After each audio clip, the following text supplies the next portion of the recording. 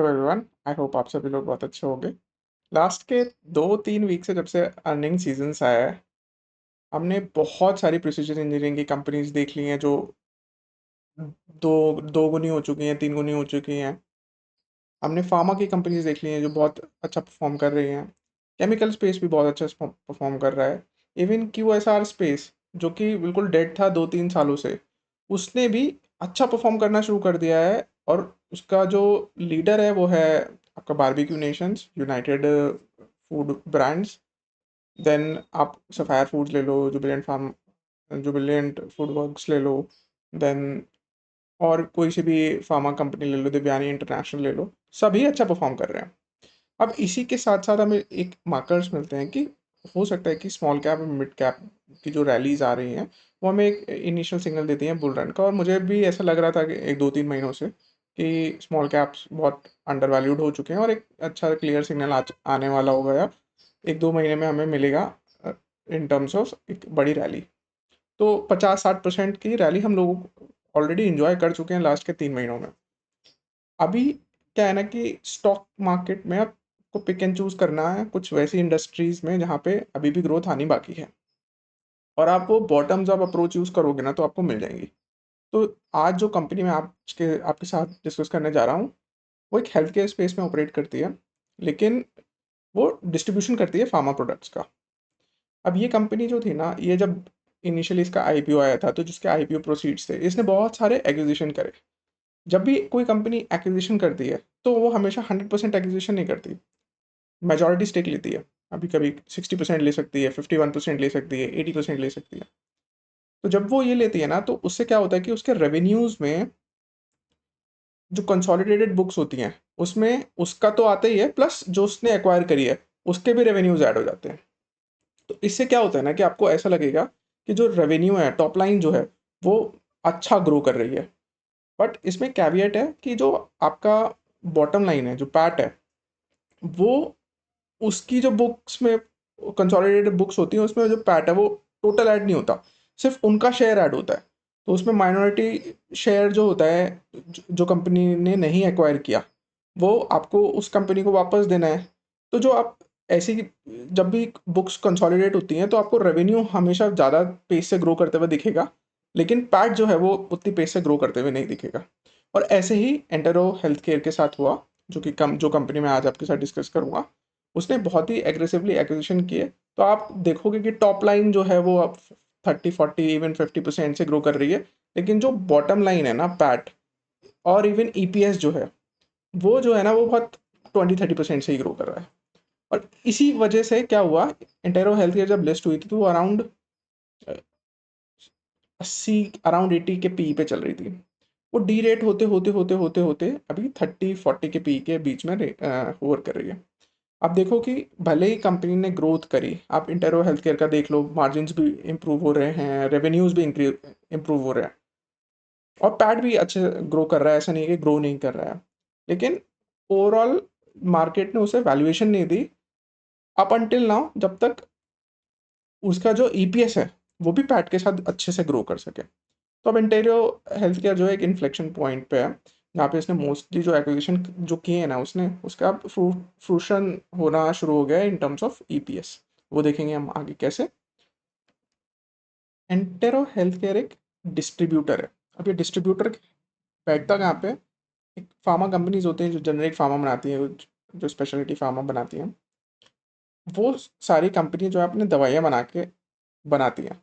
But अब आप देखोगे कि नेशनल लेवल पे बहुत सारे डिस्ट्रीब्यूटर्स नहीं है, लाइक अपोलो ही एक बहुत बड़ा डिस्ट्रीब्यूटर। देन आपका फार्मीजी हो गया, 1mg हो गया, इन्हीं के थोड़े बहुत स्टोर्स हैं। इवन रिलायंस के भी थोड़े बहुत स्टोर्स हैं। बट मोटा मोटी ना जो भी इंडिया का भी फार्मा मार्केट है, अभी भी डिसेंट्रलाइज्ड है और अनऑर्गेनाइज्ड है। आप देखोगे कि आपकी पूरे सिटीज़ में सारी फार्मेसी की अलग अलग मेडिकल स्टोर्स होंगे, बट बहुत ही कम जो होंगे वो एक नेशनल ब्रांड वाले स्टोर्स होंगे, लाइक अपोलो और इवन रिलायंस। तो क्या है ना कि इन सारे जो भी फार्मेसीज हैं, उन्हें दवाइयाँ खरीदनी हैं। अब ये फार्मेसीज इतनी छोटी हैं, इनका टिकट साइज इतना छोटा है कि वो किसी किसी ने कोई डिस्ट्रीब्यूटर चाहिए। अब कंपनी के डिस्ट्रीब्यूटर्स होते ही हैं ऑलरेडी, जो जैसे सन फार्मा जैसे कंपनी है उसके डिस्ट्रीब्यूटर्स होंगे। देन सब कंपनीज़ के अपने-अपने डिस्ट्रीब्यूटर हो सकते हैं, डीवीज़ लैब है, देन डॉक्टर रेड्डीज़ है, देन इप्का है, सबके अपने-अपने डिस्ट्रीब्यूटर्स होंगे, सबके अपने-अपने अ, जो भी रिटेलर्स होंगे। अब ये जो नेटवर्क है ना, इसमें एक नेशनलाइज़ लेवल पे इंडिया में कोई डिस्ट्रीब्यूटर नहीं है। वही स्पेस में एंटेरो जो है वो ऑपरेट करता है। अब देखो नेशनलाइज़ लेवल पे हमारे पास ड्रग मैन्युफैक्चरर्स हैं, नेशनलाइज़ लेवल पे हमारे पास कुछ अपोलो अपोलो जैसे अ, हमारे पास रिटेलर्स हैं, बट बीच में डिस्ट्रीब्यूटर नहीं है कोई नेशनलाइज्ड, ये भी बहुत फ्रेगमेंटेड मार्केट है। तो एंटेरो जो है ना यहाँ बैठता है डिस्ट्रीब्यूटर के। अब ये डिस्ट्रीब्यूटर क्या करता है कि इसके पास बहुत लाखों रिटेलर्स के कॉन्टैक्ट्स हैं, और इसके बाद बहुत सारी ही जो ड्रग मैन्युफैक्चरर्स हैं उनके कॉन्टैक्ट्स हैं।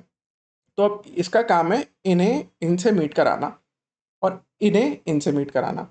तो क्या है, आप देखो दोनों ही एक दूसरे पे डिपेंडेंट है, बट और उसमें इसे एंटायरों की हेल्प चाहिए। अब कोई भी कॉम्पिटिटर है ना, वो इतनी जल्दी आके इतना लेगेसी नहीं बिल्ड कर पाएगा अब इतने सारे रिटेलर्स में एंड इतने सारे आपके ड्रग मैन्युफैक्चरर्स में, क्योंकि ये कनेक्शन वाला बिजनेस है, और जहाँ भी कनेक्शन वाला बिजनेस होता है वहाँ पे आपको आपकी रेपो बनाना, आपकी कनेक्शंस बनाने में थोड़ा टाइम लगता है।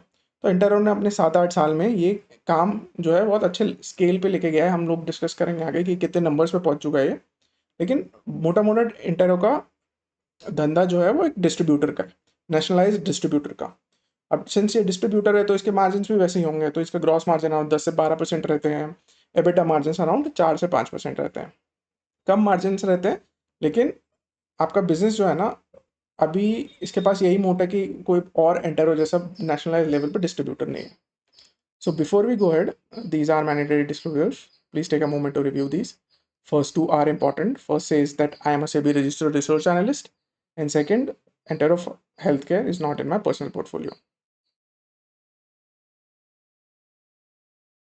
अभी हमने एंटेरो हेल्थ केयर के बिजनेस मॉडल को समझा कि वो फार्मास्यूटिकल हेल्थ केयर के मैन्युफैक्चरर्स, प्रोडक्ट मैन्युफैक्चरर्स और रिटेलर्स, हॉस्पिटल्स या फिजिशियन जो ड्रग प्रिस्क्राइब करते हैं उनके बीच में बैठता है। तो ये डिस्ट्रीब्यूटर।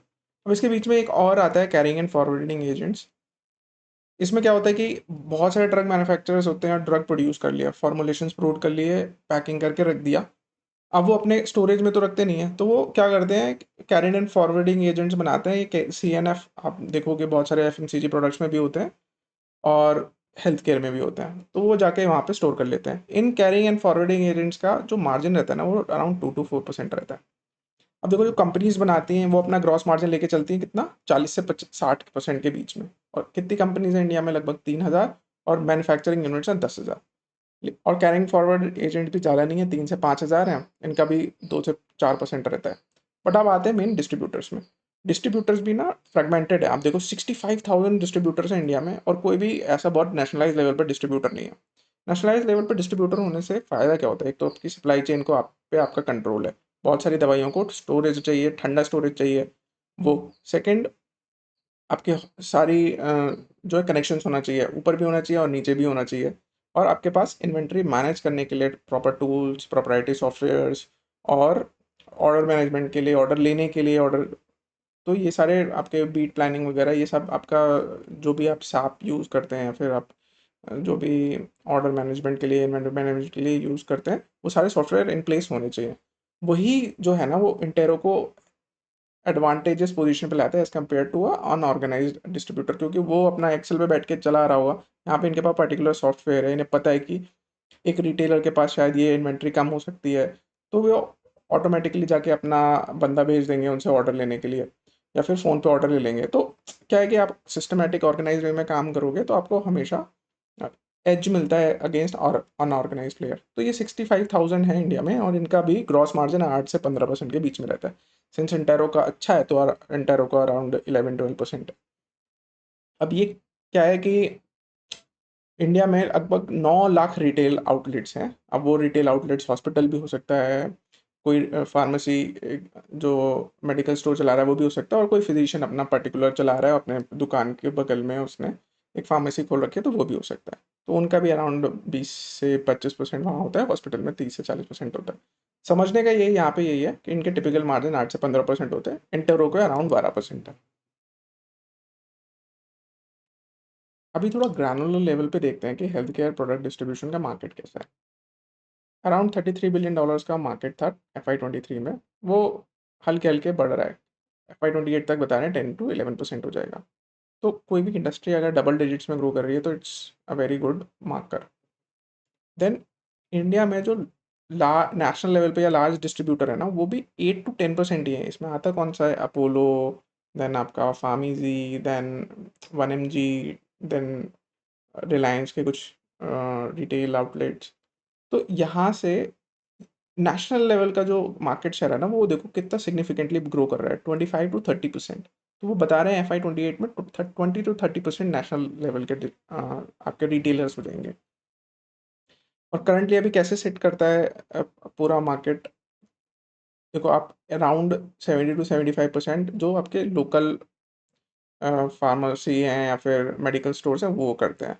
बाकी आपके छोटे छोटे नेशनल 8 से 10 हैं, देन हॉस्पिटल्स 15 हैं लगभग, फिजिशियन 3 से 5 हैं। तो अभी भी आप देखो कि नेशनल रिटेलर्स के पास कितना स्कोप है अपना मार्केट शेयर गेन करने का, और वो कर भी लेंगे क्योंकि उनके पास देखो वो बिल बिल देते हैं प्रॉपर, देन वो डिस्काउंट भी दे सकते हैं आपको प्रॉपरली, देन आपका जो इन्वेंट्री मैनेज कर सकते हैं वो अपना अच्छे से, अच्छे कनेक्शन हो सकते हैं, अच्छा मार्जिन ले सकते हैं। एक ऑर्गेनाइज प्लेयर के पास हमेशा एक एज होता है ओवर अनऑर्गेनाइज प्लेयर।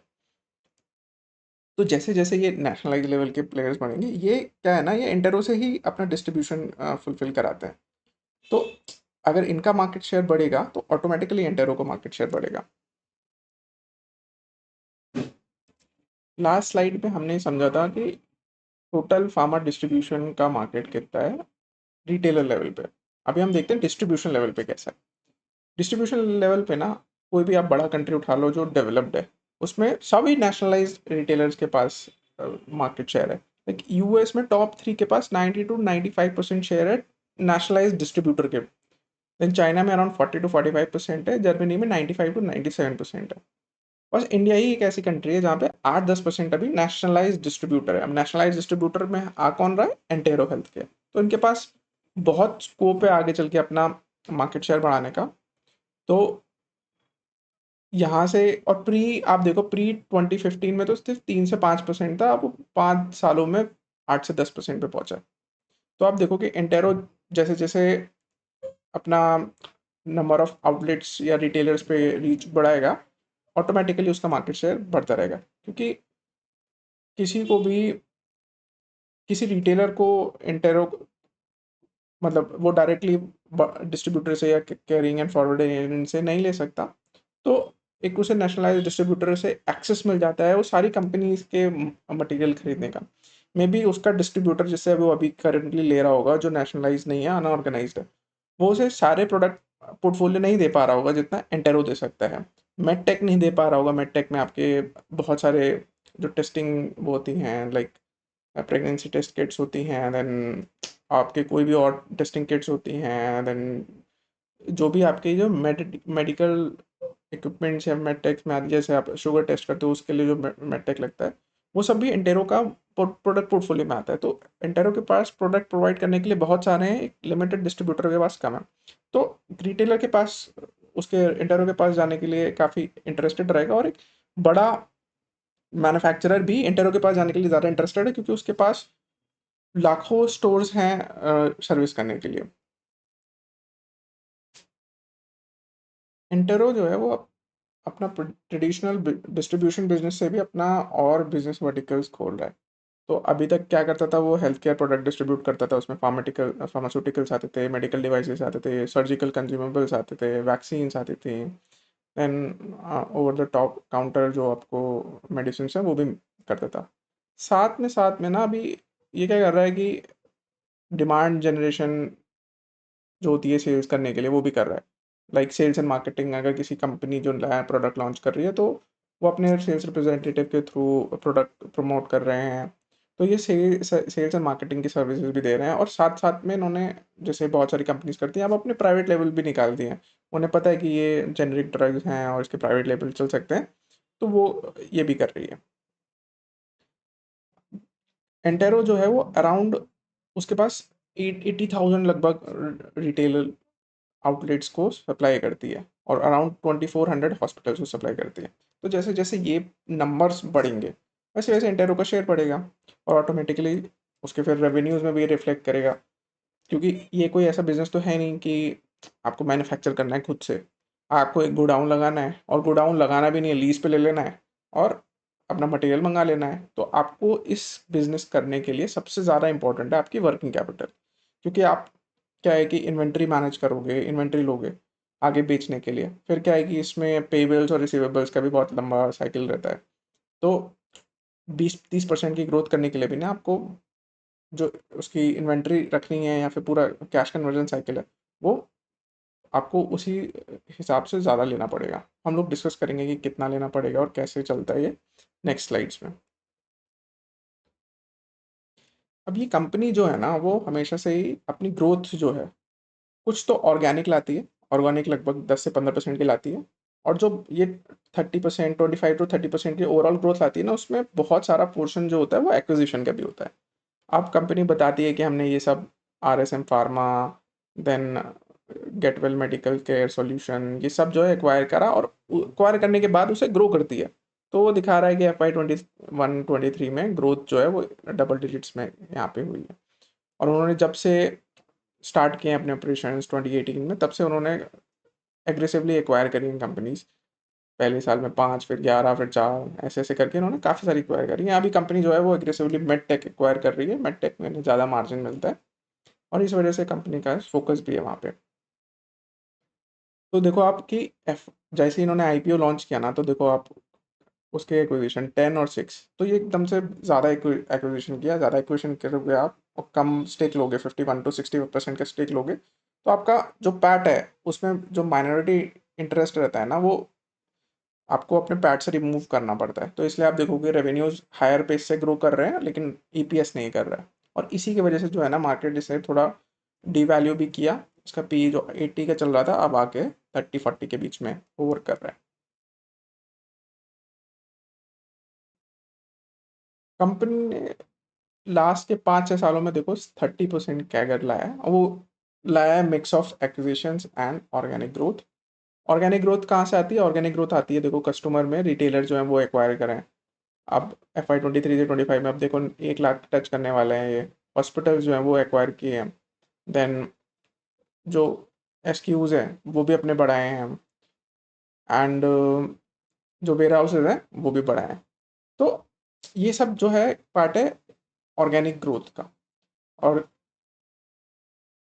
जैसे जैसे आप, लेकिन कंपनी का जो है ना, आप ऑर्गेनिक ग्रोथ भी एक लिमिटेड लेवल पे कर सकते हो। आप देखो कि ये जो 3 लाइंस हैं, उसमें एक है IPM, इंडियन फार्मास्यूटिकल मार्केट्स। तो इंडियन फार्मास्यूटिकल मार्केट्स ना, देखो ये 7 से 12%, अभी ये 7 इसी रेंज में चलता है।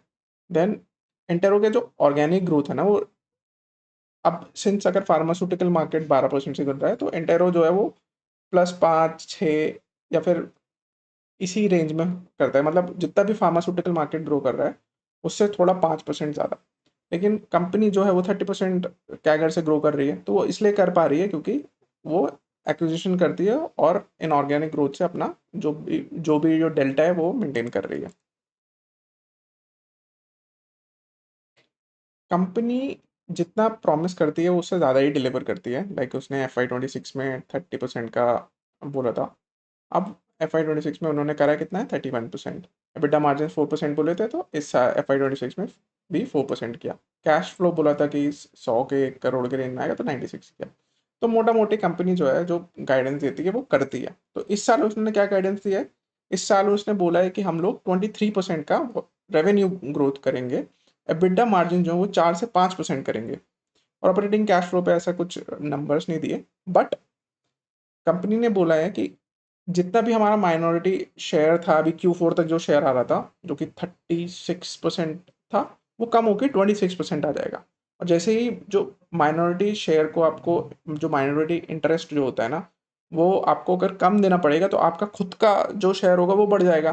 तो इस साल मैनेजमेंट बोल रहा है भले ही हमारा रेवेन्यू ग्रोथ जो है वो 23 to 25% है, लेकिन हमारा जो ईपीएस का ग्रोथ है वो 40 से 50% के बीच में आएगा। वही हम देखेंगे कि कितना आएगा और कैसे आएगा।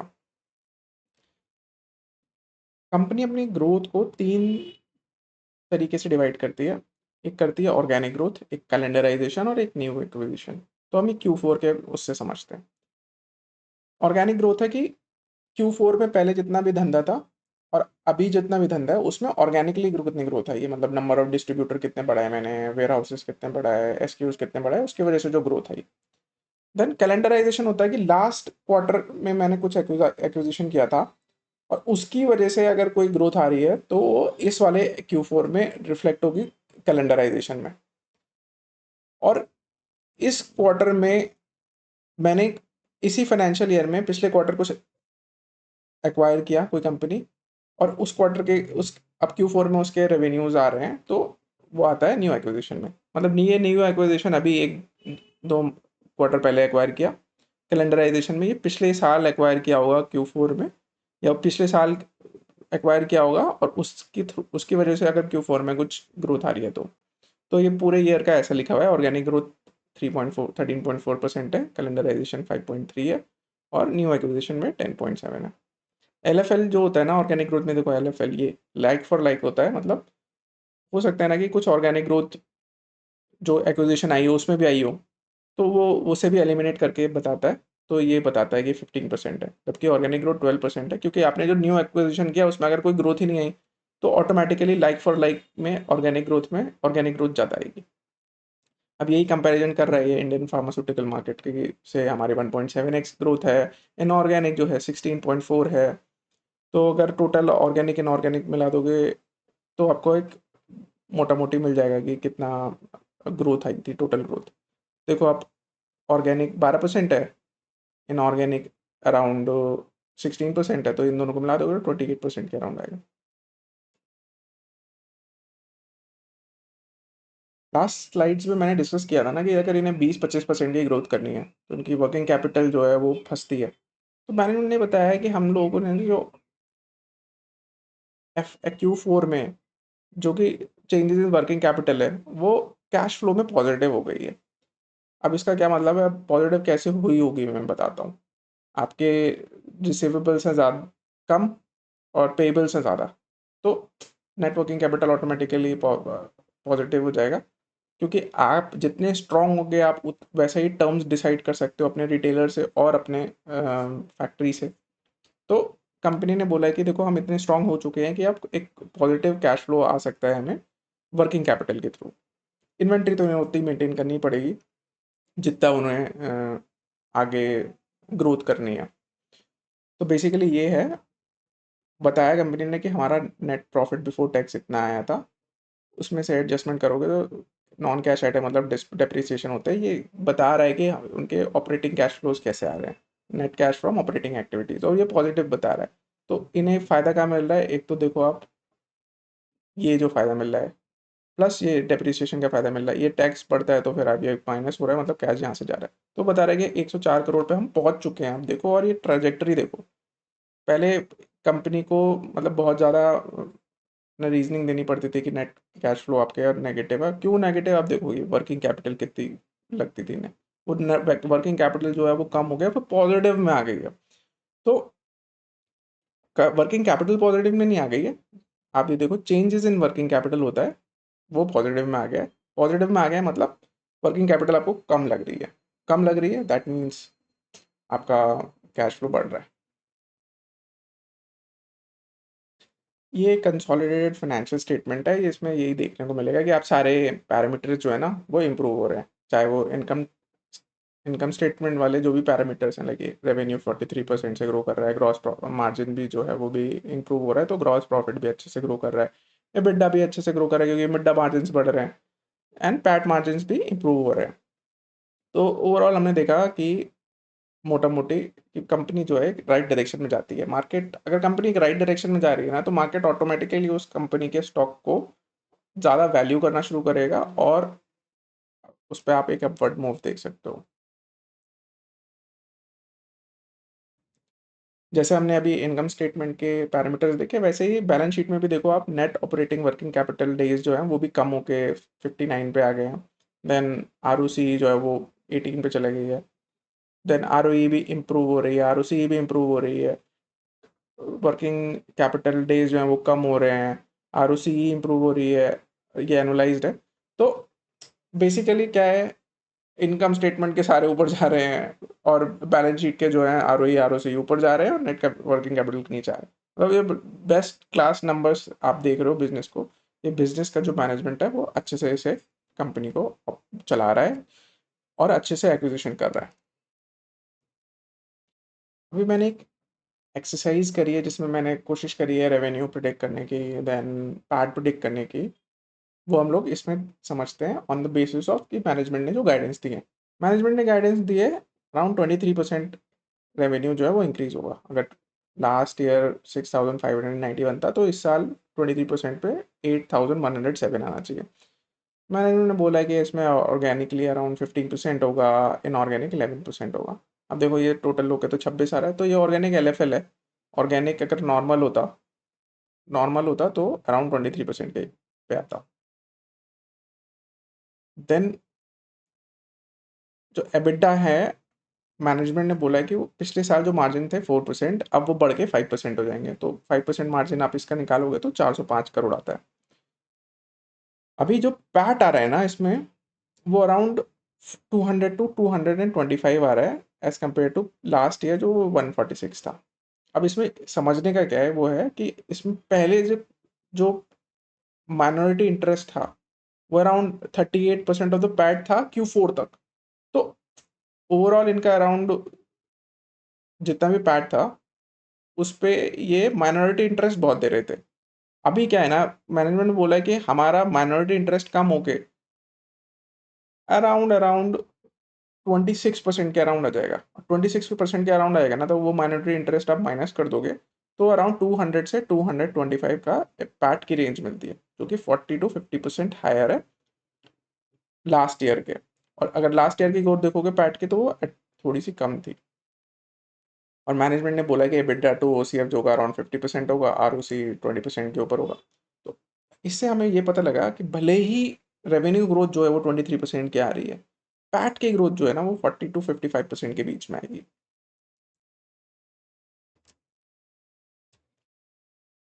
लास्ट स्लाइड में हमने अज्यूम किया था कि रेवेन्यू 23% करेगा। इस वाले में ना मैंने वैल्यूएशन एक्सरसाइज करी है। वैल्यूएशन एक्सरसाइज में मैंने बेस केस में अराउंड 23% लिया है। लेकिन सिंस मैनेजमेंट जो है ना वो एक्विजिशन भी कर ले सकता है इस ईयर में और हमेशा आउट परफॉर्म करता है, तो एक मैं बेस्ट केस लेके भी चल रहा हूँ जो कि अराउंड 28% पे है।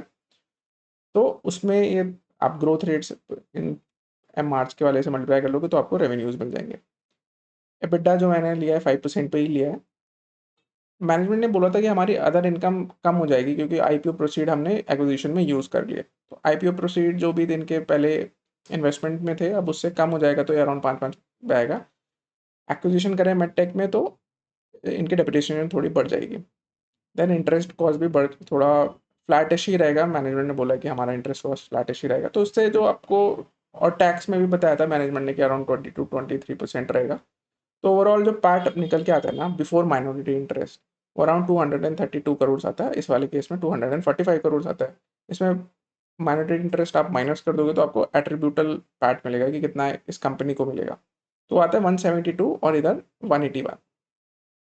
अब देखो 172 करोड़ जो है वो हायर है 50% अपने मार्च वाले के। और आप देखो कि जब इन्होंने एक्विजिशन किए पहले, तो मार्च में इधर 142% का पैट का ग्रोथ था, बट मार्च 26 में देखो आप वो ग्रोथ कम होके 21% पे आ गए। आपके रेवेन्यूज बढ़े 30% से, लेकिन आपके पैट की ग्रोथ जो आई वो सिर्फ 20% आई। यही मैं बता रहा था आपको कि जैसे एक्विजिशन करोगे और माइनॉरिटी इंटरेस्ट आपको देना पड़ेगा, उसकी वजह से आपकी पैट की ग्रोथ थोड़ी स्लो होगी और रेवेन्यू की ग्रोथ ज़्यादा होगी। बट इस ईयर में ना क्या हो रहा है कि ये जो बाकी माइनॉरिटी इंटरेस्ट भी खरीदते लेते हैं, जैसे कि पहले इन्होंने 53% ली कंपनी, फिर अगले साल वो करेंगे 80% पे ले जाएंगे, फिर 90% पे ले जाएंगे। तो माइनॉरिटी इंटरेस्ट ऑटोमेटिकली कम होता रहता है। और वो कम होने की वजह से इस साल जो है अराउंड 50% की ग्रोथ आएगी, और अगर बेस्ट केस रहा तो अराउंड 57% की आएगी। तो अब इनिशियल ईयर्स में देखो यहाँ पे, जब कंपनी प्रॉफिटेबल हुई थी तो इसका पी अराउंड 100 के चल रहा था, हल्के थोड़ा सा नॉर्मलाइज हुआ तो 80 पे आ गया था, और वो देखो कि डी रेट होते होते होते होते 30-40 पे आ गया। और कंपनी जैसे जब पी डी रेट होता है ना, तो पैसा तो बन ही नहीं सकता, या तो स्टॉक फ्लैट रहेगा, या फिर क्या है कि स्टॉक में मतलब एक टाइम करेक्शन सा आना शुरू हो जाएगा। तो जस्ट जिस दिन मैं ये सोच रहा था 2-3 दिन पहले इस पे वीडियो बनाने की, क्योंकि एंटेरो का हेल्थ, इसका जो रिजल्ट है वो 2-3 दिन पहले आना था, बट कुछ वजह से मैं नहीं बना पाया वीडियो। अभी 2-3 दिन में 15-16% बढ़ भी चुका है स्टॉक। तो मैंने देखा कि इनका जो पी है, बुल बेस और बियर केस में 20, 40, 60 रह सकता है। तो अगर आप इस पी ईपीएस को अगर इस पी से मल्टीप्लाई कर दोगे तो आपको स्टॉक प्राइस मिल जाएगा। तो मैंने जब बना रहा था, मतलब जब मैंने स्क्रीनशॉट लिया तो ये 1315 पे चल रहा था, आज थोड़ा ये बढ़ के 1400 पे चला गया है। बट अगर मैं उसी 1315 पे मैं अगर वैल्यूएशन करूँ, तो ये कंपनी जो है 80% हायर और जा सकती है यहाँ से 1 साल के अंदर, अगर बेस केस रहा तो, और बेस्ट केस रहा तो 90% पे जा सकती है। और अगर बियर केस रहा यहाँ पे तो हो सकता है कि -40 भी जा सकती है यहाँ से, बट इसकी प्रोबेबिलिटी कम है, क्योंकि मार्केट की सेंटिमेंट जो है वो इम्प्रूव हो रहे हैं। तो 80% चांसेस हैं कि अगले साल जो है या तो बेस केस रहे या बुल केस रहे, और ये बेस केस बुल केस रहा तो आपको अराउंड 20% से 90% के बीच में स्टॉक प्राइस मिलेगा, और अगर बियर केस आ गया तो -40 मिलेगा। तो आप देखोगे -40 से +90 जाने का इस स्टॉक का स्कोप है। और जब भी ऐसा मिलता है ना 1:2, तो इस वक्त रिस्क रिवॉर्ड अच्छा ही मानते हैं इसे। अभी तक तो पी इसका 20 के अराउंड नहीं गया है, बट अगर अगर इनका कुछ भी प्रॉब्लम आ जाती है एक्विजिशन में तो हो सकता है कि चला भी जाए। बट मैं नहीं मानता कि 20 पे जाएगा, मैक्स टू मैक्स अगर रहेगा तो 40 पे रहेगा, और 40 से 60 की रेंज में ही रहेगा। और इसमें रेंज में रहा तो ये स्टॉक प्राइस भी इसी रेंज में रहेगा आगे चल के। अभी तक हमने थीसिस डिस्कस करी कि इस कंपनी में इन्वेस्ट करने की थीसिस क्या है, अभी थोड़ा एंटी थीसिस देखते हैं। हमने देखा था कि ऑर्गेनिक ग्रोथ जो है ना वो 14-15% के अराउंड ही रहती है। अगर कोई भी एक्विजिशन नहीं हुआ इस साल, तो ये ग्रोथ जो है वो 14-15% पे टेपर हो जाएगी। मतलब अभी जो कंपनी 25% से ग्रो कर रही थी वो 14-15% पे आ जाएगी। तो जब भी एक ऐसा डाउनग्रेड आता है ना सेल्स ग्रोथ में, तो पी की डी रेटिंग होती है। अब हो सकता है कि यहाँ 40-45 पे चल रही है अभी ये पी पे, और अगले साल, इस साल इन्होंने कोई एक्विजिशन नहीं किया। अगर इस साल कोई एक्विजिशन नहीं करेगा तो एक्विजिशन वाली ग्रोथ नहीं आएगी नेक्स्ट ईयर, और वो ग्रोथ नहीं आएगी तो मार्केट जो अभी से डिस्काउंट करना शुरू कर देगा, मार्केट को अभी सेंस हो जाएगा। तो वो क्या करेगा कि 40 से अभी पी 20 ले आएगा, और ऐसा होगा तो स्टॉक प्राइस में हिट पड़ेगा। बाकी जो भी कंपनी Q4 तक नंबर रिपोर्ट कर रही थी ना, उसमें क्या था कि 38% जो था ना वो माइनॉरिटी इंटरेस्ट का था। तो अभी कंपनी ने बोला भी है कि 38% से ये 26% पे लेके जाएंगे, लेकिन अभी तक जो मेट्रिक्स थी ना वो ख़राब हो रही थी। मेट्रिक्स ख़राब हो रही थी क्योंकि इन्हें टैक्स रेट भी ज़्यादा देना पड़ रहा था, इनका डिप्रिसिएशन भी एक्सेलरेट कर रहा था, ईपीएस में भी 20% की ग्रोथ थी, और टॉप लाइन आपकी 30% से ग्रो कर रही थी। तो जो नंबर्स थे खराब थे और नेगेटिव सेंटीमेंट था। Q1 के नंबर्स डिसाइड करते, और Q1 के नंबर्स अच्छे आए हैं, तो इसलिए स्टॉक आप देख रहे हो कि पॉजिटिवली मूव भी कर रहा है। अभी क्या है ना, कंपनी को माइनॉरिटी स्टेक बाय करने के लिए और कैपिटल चाहिए, जैसे हमने पहले भी डिस्कस किया था कि पहले ये 50-60% लेते हैं, फिर थोड़ा और लेते हैं। तो क्या है कि इन्हें ऑपरेटिंग कैश फ्लोज चाहिए उस माइनॉरिटी स्टेक को इंक्रीज करने के लिए। वो 50 से 60 लेके जाएंगे, 60 से 80 लेके जाएंगे, तभी ये ओवरऑल माइनॉरिटी इंटरेस्ट जो है वो कम हो पाएगा। देन कंपनी जो है ना वो अच्छे डायरेक्शन में तो जा रही है in terms of working capital, but अभी भी वो वर्किंग कैपिटल जो है ना वो बहुत ज़्यादा है इन टर्म्स ऑफ मैट्रिक्स। तो आप देखोगी अराउंड कंपनी को 20 से 25% ग्रो करने के लिए भी ना काफ़ी ज़्यादा वर्किंग कैपिटल चाहिए। अभी FY25 में अराउंड इनका 222 था, वो कम होके 135 आया है। तो कंपनी क्या है, डायरेक्शन तो ठीक जा रही है, लेकिन क्या है ना कि अगर कोई भी एक्विजिशन फेल हो जाता है इस लेवल पे, या फिर उतना मटेरियलाइज नहीं होता, उतना ग्रो नहीं कर पाते जितना ये एक्सपेक्टेशन थे, और उसकी वजह से इन्वेंट्री बढ़ जाती है, तो ये नंबर्स क्या है ना एकदम से स्विच हो जाएंगे। ये नंबर्स एकदम से स्विच हो गए तो अगेन पूरे पूरे बिजनेस पे इम्पैक्ट आएगा, पूरे बिजनेस पे इम्पैक्ट आएगा, इनके नंबर्स पे इम्पैक्ट आएगा, नंबर्स पे इम्पैक्ट आएगा। तो मार्केट जो है ना वो तुरंत मतलब हिट करता है स्टॉक प्राइस को। अब क्या है ना कि ऐसा नहीं है कि माइनॉरिटी इंटरेस्ट चला जाएगा, क्योंकि कंपनी का स्ट्रैटेजी है एक्विजिशन करके आगे ग्रोथ लाने की। तो माइनॉरिटी इंटरेस्ट हमेशा आप देखो कि 25 to 26% के होवर करता रहेगा आगे भी। तो अब यहाँ से इम्प्रूव करना है इन्हें, तो क्या है कि माइनॉरिटी इंटरेस्ट को कम करने के लिए इन्हें ज़्यादा एक्विजिशन करना पड़ेगा, ज़्यादा स्टेक लेना पड़ेगा उन कंपनीज़ में, और ज़्यादा स्टेक लेने के लिए ज़्यादा कैपिटल चाहिए। अब ज़्यादा कैपिटल आप कैसे करोगे? इक्विटी डाइल्यूट करोगे, डेट लोगे। अब इक्विटी और डाइल्यूट करके या डेट लेके अगर एक्विजिशन करोगे, और आपको तो फिर आपको बिजनेस डायनामिक्स देखने पड़ेंगे कि वो एक्विजिशन सेंस भी बनाता है नहीं बनाता है। तो वो सब चीज़ें हैं, फिर वो ट्रिकी होता है। अगर आप खुद के कैपिटल से आप अगर एक्विजिशन कर पा रहे हो, उससे बेस्ट कुछ नहीं है। Finally these are disclaimers, you can have a look at them. ये मेरे स्मॉल केसेस हैं, आप जाके इन्हें चेकआउट कर सकते हो। सारे ही स्मॉल केस मेरे जो है ऑल टाइम हाई पे चल रहे हैं। And my channel is fairly new, I would request all of you to please like, share and subscribe. And if you have any questions, you can ask me in the comment section, and I'll see you guys in the next video.